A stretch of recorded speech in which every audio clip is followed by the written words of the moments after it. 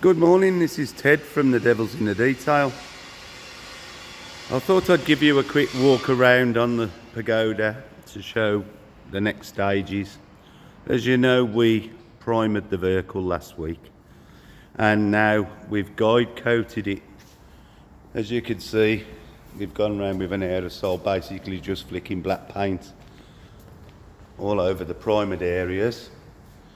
And for those of you that are not used to this sort of thing, I'll explain and show you why we do it.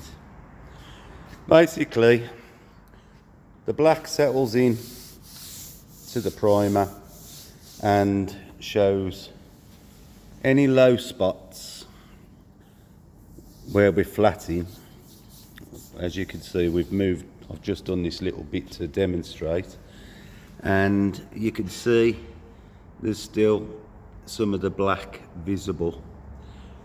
So now I need to block these down until the black's not visible. Once we've done the 400 initial flat to make sure that all this black needs to go, anywhere that shows up and stays black means it's low, and we'll have to deal with that as we come to it. But I'm hoping that this is all flat anyway. So by the time it's all flatted with 400, it'll then be ready to flat again with 800, and then that will take out the heavier scratching from the 400, because I don't want anything showing through the paint once it's on. So we'll get it as smooth as possible before the paint goes on. Plus, like I say, if there's any low spots, they'll show up. And then I can deal with them as I find them. If I find them, I'm pretty confident that the car is flat, but you just don't know till it's all completed, and that's why this is done. We don't take for granted that it's flat. The black paint will prove, if there's anything low, it will stay black, or little pigments will show like I just showed you.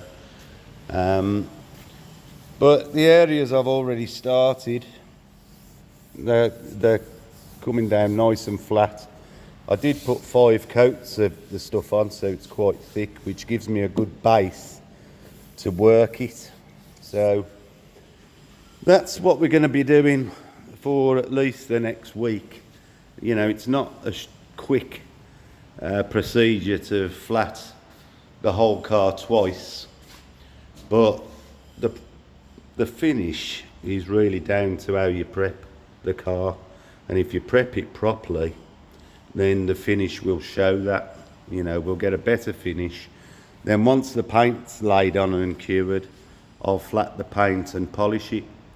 And to be fair, even though some of us don't really like the colour it's going to be, it'll still look stunning.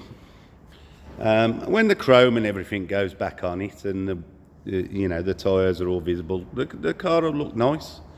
And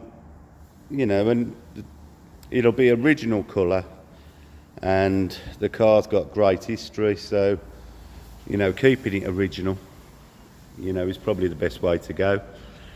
Once I've flatted this down with 400, before I 800 it, I'm going to be painting the underside of the car in the body colour. I don't want to be splashing paint on the outer panels after it's painted, so we'll do the underside before we put the finish coats on.